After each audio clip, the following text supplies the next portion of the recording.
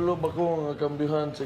Sa isang pambihirang pagkakataon ay nagpaunlak si Davao City Mayor Sebastian Baste Duterte ng interview sa mga reporter na nakabase sa Davao City. Sa isang intimate meet and greet ay tinanong ng media si Mayor Baste kaugnay sa ilang isyu patungkol sa syudad ng Davao at iba pa. At isa na dito, ang naging pahayag kamakailan ni Vice President Sara Duterte, posibilidad ng pagtakbo ng tatlong Duterte sa nalalapit na midterm elections.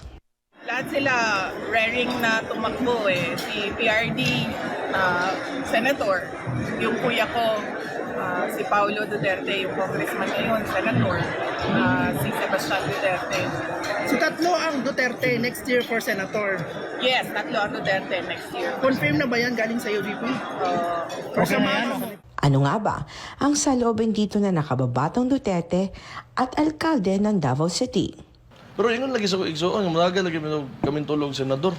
Ito ingon po ni Vice President. Actually, sa tinuod lagi na-entertain ba yagid pod nako na idea na?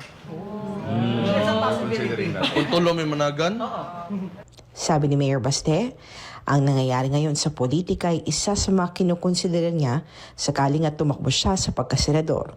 Dagdag ni Mayor Baste, wala pa naman silang formal na pag-uusap ng kanilang ama at mga kapatid kaugnay ng pagtakbo nila sa Senado. Base sa pinakahuling survey ng Pulse Asia, isa si dating Pangulong Rodrigo Duterte sa mga nahungunang senatorial candidate para sa nalalapit na 2025 midterm election. Para sa Diyos at Pilipinas kumahal, ito si Hannah Shane Sancho, SM9 News. Talagang umiinit ang politika sa Pilipinas, ha? Talagang Duterte 3. Duterte 3 ang sigaw. Oy, mga partners, ha? Doon sa mga nagsasabi na baliwalaan niya mga Duterte, nakita niyo ba yung nangyari sa palarong pambansa? Abay, umiko talaga sa Yun nga Twitter eh, yan. oo. Habang kakaway-kaway ang Marcos Jr., ang sinisigaw ng taong bayan doon sa Cebu. Duterte! Grabe. Duterte! O sino ngayon magsasabing laos na mga Duterte? No? Ano kayang feeling ni Marcos Jr., no? Na napakalakas ng mga sigaw?